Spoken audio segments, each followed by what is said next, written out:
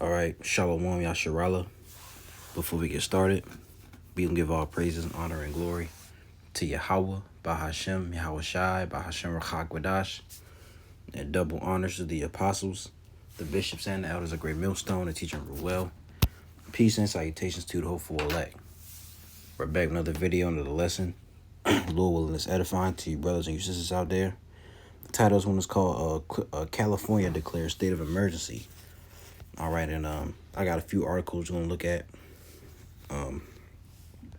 dealing with this bird, FLU thing. This you see it. This we gotta be careful what we say. That's why I said it like that. So, this bird FLU. All right. I got this article. We're gonna read that one from the People's Voice, and we're gonna read one from Natural News, which we'll start with this one. It says new pandemic setup. What you see the word, but like I said, we gotta watch what we say. So it says new pandemic setup.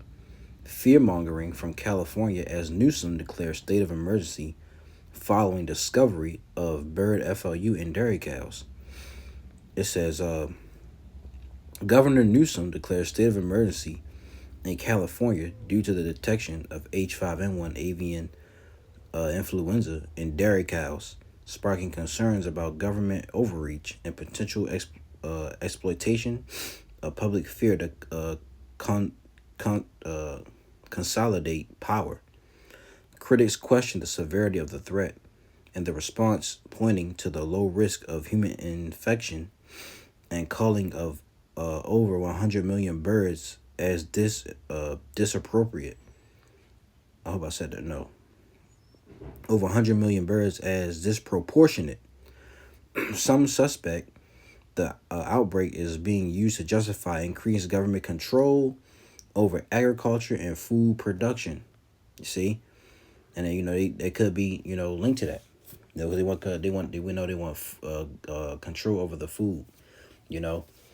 How much you eat, how much intake, right? To what they call it, lower sea change.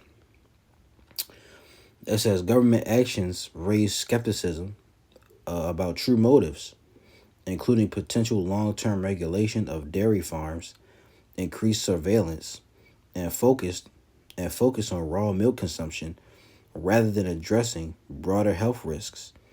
In a move that has raised eyebrows among skeptics, Governor Gavin Newsom has declared a state of emergency in California following the detection of H5N1 avian influenza virus in dairy cows.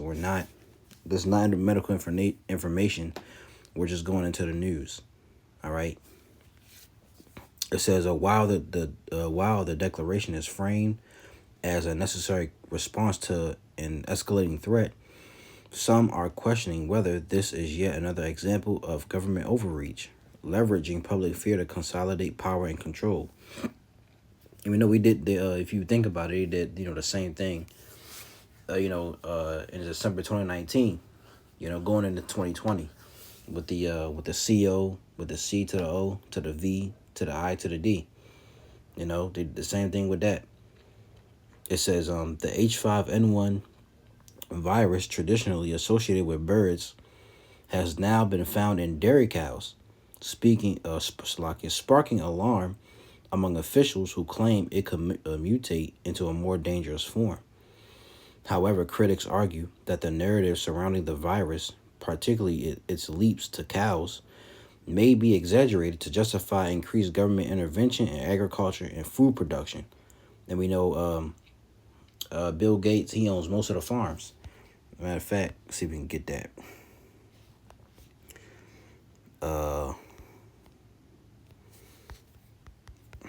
Let's see.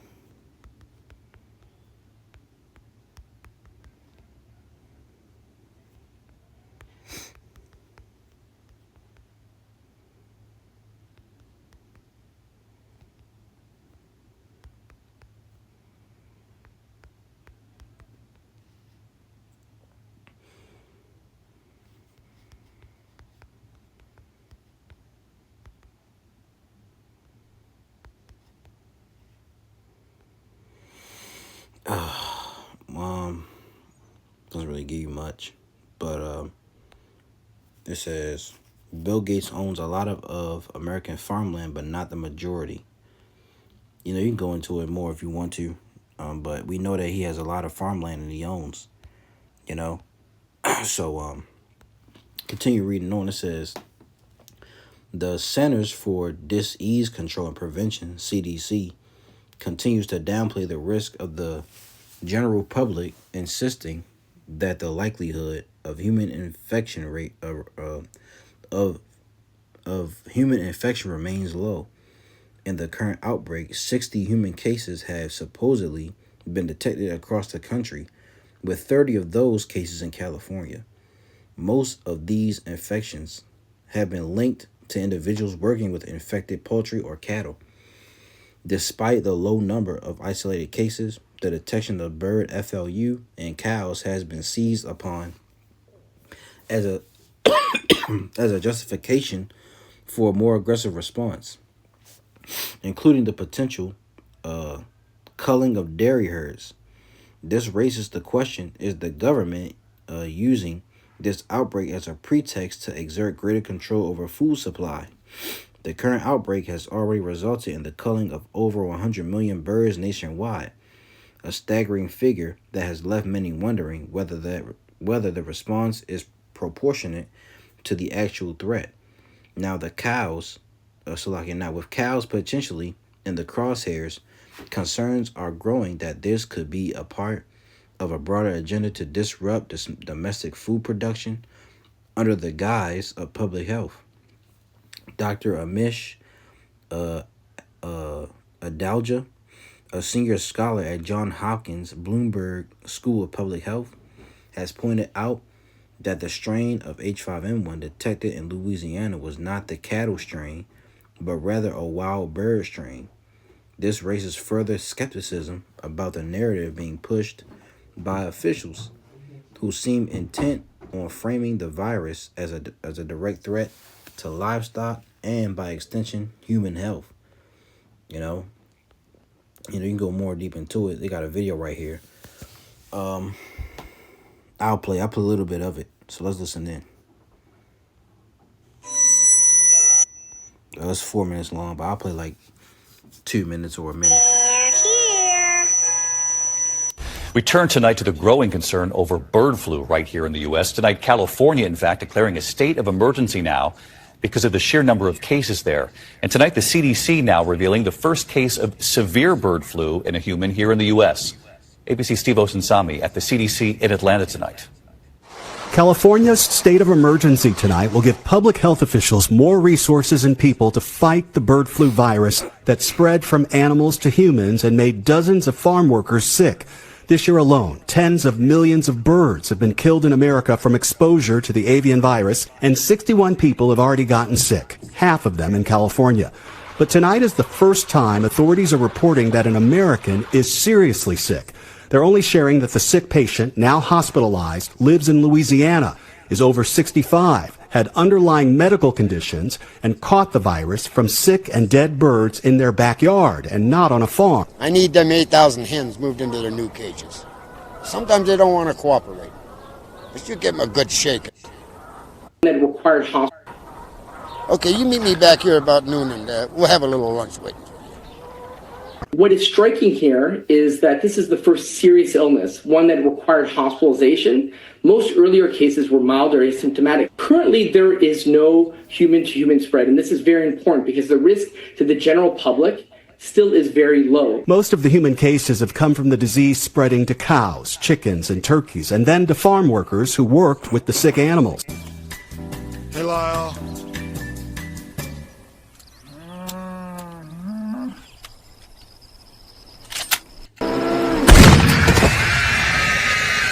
It's one of the reasons why the price of eggs is up more than 37% since last year. Scientists here at the CDC are warning Americans about handling dead animals, in particular birds and chickens, and they underline that the case that they're focusing on with the person who is seriously ill, that the contact happened at that person's home. David? Yeah, we got to watch this very closely in the weeks and months ahead. So, you know, this is what they're putting out there. You see, it's going to cows and chickens. Which let's get a scripture real quick, because we prophesied these things. Okay, Jeremiah 28:8. Real quick, let's start with that. It says, the prophets that have been, Jeremiah 28:8, the prophets that have been before me and before thee of old prophesied both against many countries and against great kingdoms of war and of evil and of pestilence. You see?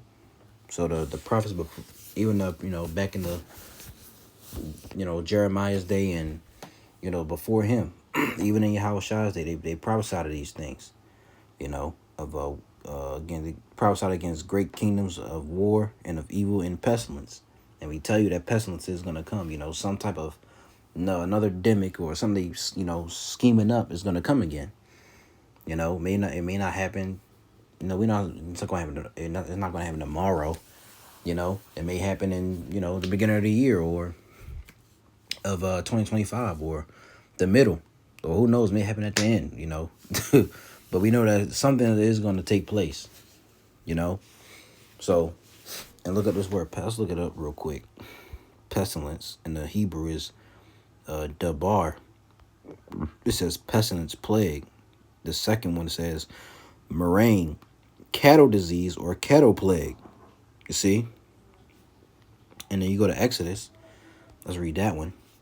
The Lord plagued, all right, the cattle with a certain type of, disease. It says, I'll start at 1. The Lord, it says, then the Lord, whose name is Yahweh, all right, said unto Moses, go in unto Pharaoh and tell him, thus saith the Lord, Yahweh, all right, by Hashem Yahushai, power of the Hebrews. See? Now, they didn't say all nations. Power of the Hebrews, God of the Hebrews. Let my people go, that they may serve me. For if thou refuse to let them go, and will hold them still, behold, the hand of the Lord is upon thy cattle, which is in the field, upon the horses, upon the asses, upon the camels, upon the oxen, and upon the sheep. There shall be a much grievous, there shall be a much grievous murrain. Look at that word murrain. All right. Same word, dabar, a pestilence, plague. See? It says, and the Lord shall sever between the cattle of Israel and the cattle of Egypt, which today Egypt is what? America. And this was back in ancient Egypt. This is the actual Egypt they were in. But today, the Israelites are in Egypt again. But we're in the spiritual Egypt, all right, which is America today. And there shall nothing die of all that is the children of the children's of Israel. So nothing would touch the children of Israel's cattle. But back then in Egypt, it touched their cattle, right? And the Lord appointed a set time, saying, tomorrow the Lord shall do this thing in the land. And the Lord did that thing on the morrow. And all the cattle of Egypt died. But of the cattle of the children of Israel died not one. And Pharaoh sent, and behold, there was not one of the cattle of the Israelites dead.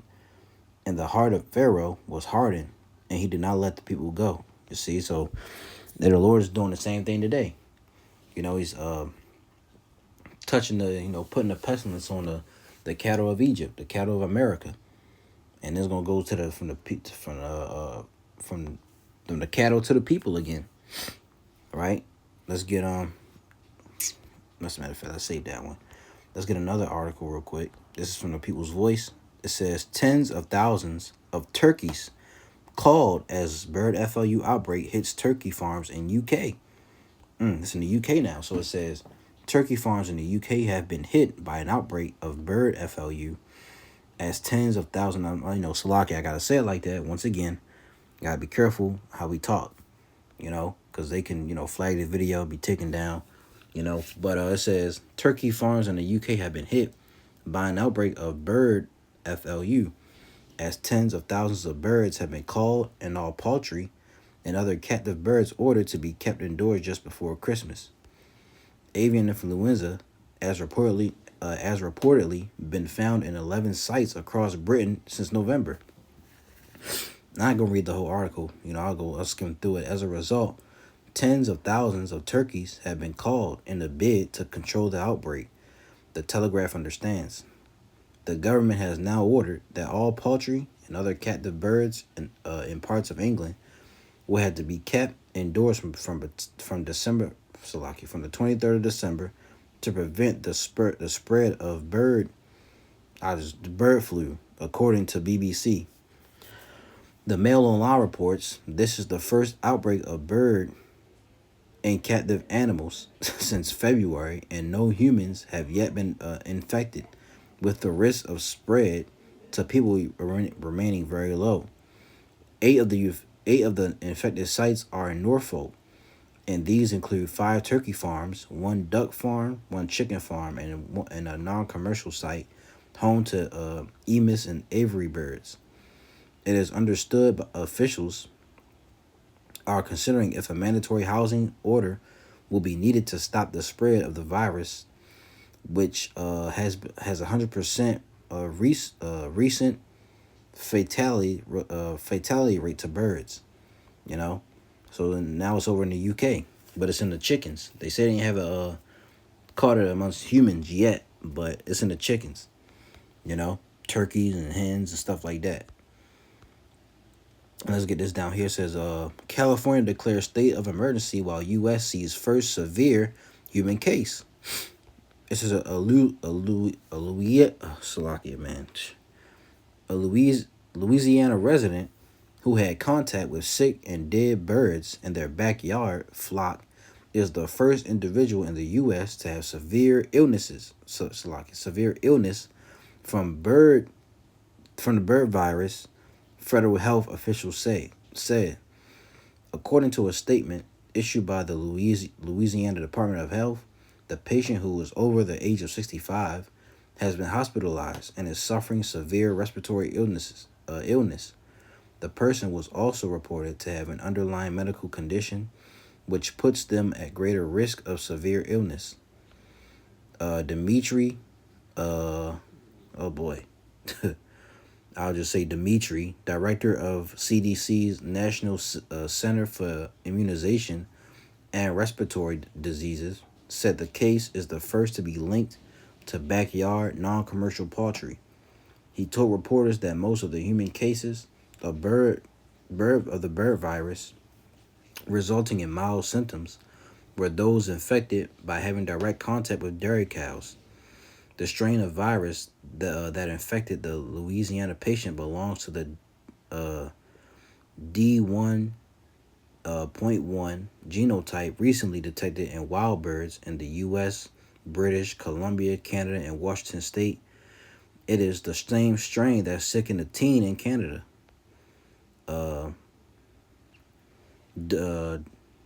Daskalakis said this strain of the virus is different from the B3.13 genotype detected in dairy cows, most human cases, and in large commercial poultry farm outbreaks. And, you know, like I said, you can go more into it. All right, but this could be the new, pandemic. All right, could be. I ain't saying it is, but it could be. Because you can spark up, another fear in the people to get the jump shot, to get the juicy juice, the jabby jab, whatever you want to call it. Let's get Matthew 24. Excuse me. Matthew 24 and 7. And it reads, I'll start at 6. And ye shall hear of wars and rumors of wars. See that ye be not troubled, for all these things must come to pass, but the end is not yet. And this, you see this in red. These are the words of Yahushua, who the world ignorantly calls Jesus Christ. Okay, his name is Yahushua. He was the Hebrew Israelite from the tribe of Judah. Okay. So it says, I read it again, and ye shall hear of wars and rumors of wars. And we're seeing that, obviously. World War III, we're in the midst of it, already, but it's not really, it's not getting to the, to the height of it. We're not at the height of it yet, when people start shooting off, nuclear missiles and stuff. Verse 7, for nation shall rise against nation, and kingdom against kingdom, and there shall be famines. Famines is going to come. That could be another thing linked to this, this disease stuff. They want a famine, to starve the people so they can have them under control and the people start bugging out and killing and hurting each other. And pestilences. Let's see what it says in the new in the New Testament. It's a loimas. Strong's G 3061.